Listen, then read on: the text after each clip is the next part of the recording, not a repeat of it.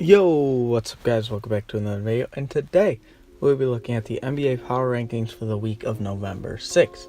Again, I'm a day late on this, but it really doesn't matter. So, I will be discussing all my Power Rankings for the week, and there wasn't really much change happening in the NBA because I was a lot of days late last week, but not a lot of changes, so without further ado, let's get right into it. At number 30, we have the Cleveland Cavaliers, who are really just a complete mess right now. At the 29th spot, we have the Chicago Bulls, who I will discuss more about later. At the 28th spot, we have the Phoenix Suns, and there's really no one else on that team besides DeAndre Ayton and Devin Booker.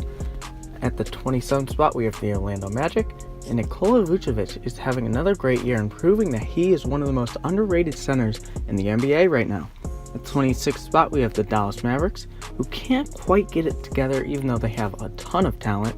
At the 25th spot, we have the Atlanta Hawks, and they're having a surprising season even if they don't have John Collins. Taurean Prince is having a good year, as well as Trae Young. At the 24th spot, we have the New York Knicks, and Tim Hardaway Jr. is having himself a career year. Again, I don't know why a lot of people aren't talking about this, but he could be the most improved player. He has been so far. Tim Hardaway Jr. is having a great year. At the 23rd spot, we have the Minnesota Timberwolves, who have so many injuries. Plus, Jimmy Butler is kind of holding out. I'm not sure about that whole situation. At the 22nd spot, we have the Brooklyn Nets, who had a huge win over Philadelphia a few days ago. At the 21st spot, we have the Memphis Grizzlies, who are above 500.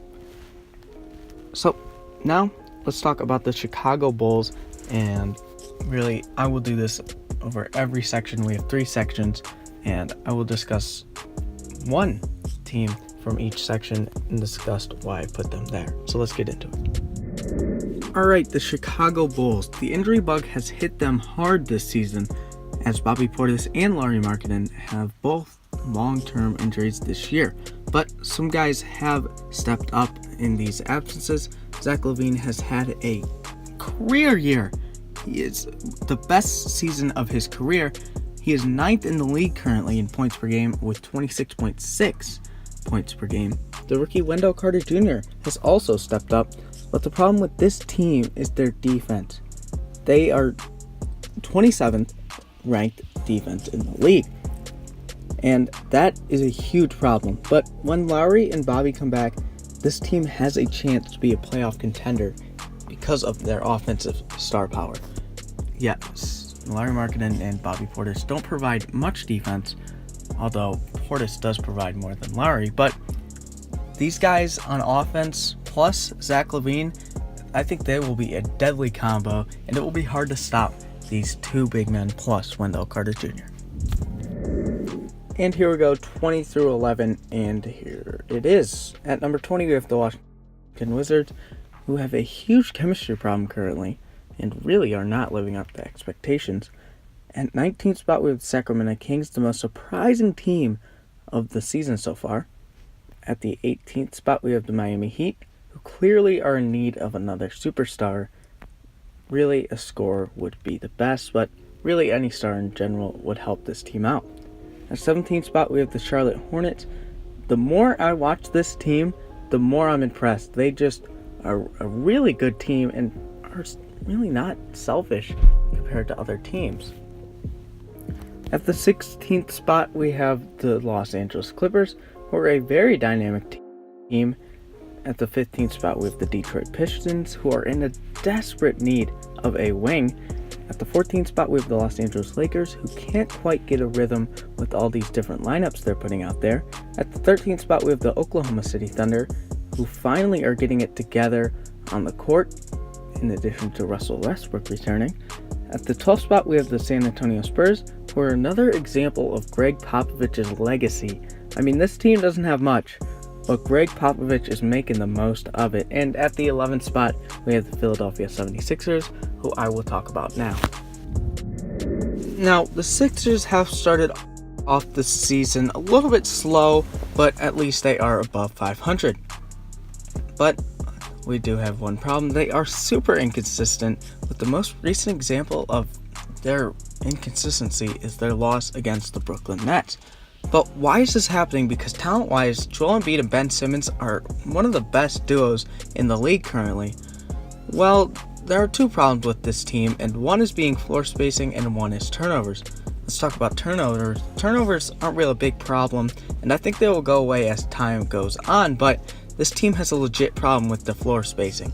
Ben Simmons can't shoot, and he relied on the floor spacing that Marco Bellinelli and Ersan Ilyasova provided. Now, Ben Simmons is struggling because he really is having to take more jumpers due to the fact that Marco Bellinelli and Ersan Ilyasova aren't there to clear up the paint. He's needing to take jumpers, which really is not his forte.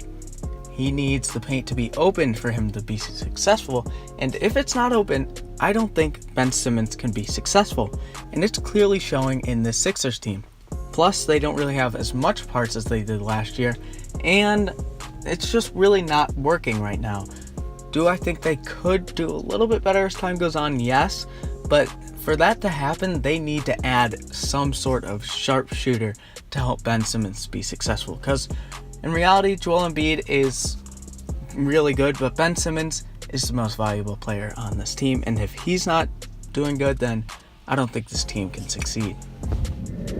At the 10th spot, we have the Indiana Pacers, who have an all-around team that is full of talent. At the 9th spot, we have the Houston Rockets, who are off to a really slow start.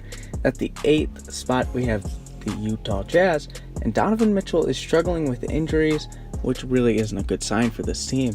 At the 7th spot, we have the Portland Trailblazers, and I still don't believe they are legit contenders. At the 6th spot, we have the New Orleans Pelicans, who I will talk about later. At the 5th spot, we have the Milwaukee Bucks, who aren't undefeated anymore, so they don't really count as a contender. Just kidding. I think the Bucks are actually a pretty good team, but I don't know if they can come out of the East or even have a shot of coming out of the East. At the 4th spot, we have the Denver Nuggets, who are proving they are legit this year and aren't playing around. At the 3rd spot, we have the Boston Celtics, who, yes, are off to a slow start compared to what the expectations were, but they're still a very good team. At the 2nd spot, we have the Toronto Raptors, who are really good this year and are showing that their bench that is legit. They have legit stars coming off the bench as Pascal Siakam, I think that's how you pronounce his last name, and Fred VanVleet are really good players who provide the much needed spark off the bench. And at the 1st spot, we have the Golden State Warriors.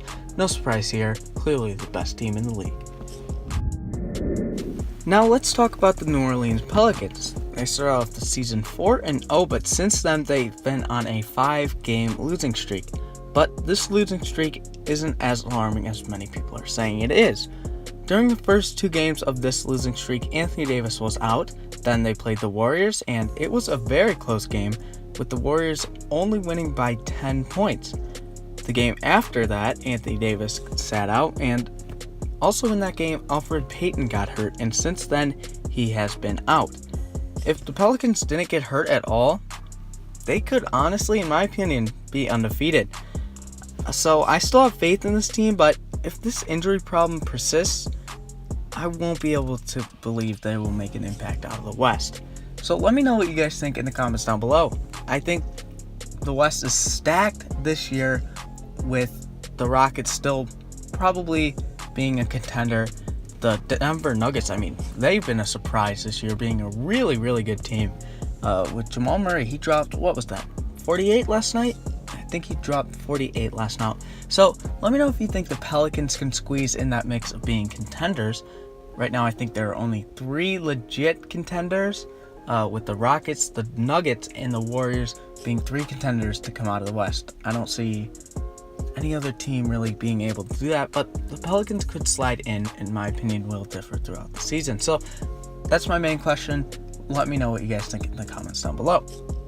Of course, I thank you guys for watching. I did hope you enjoyed, and if you did, then please leave a like on this video. And if you like all my content in general, please subscribe down below. And again, answer my question in the comments down below. So thank you guys for watching, and see you soon.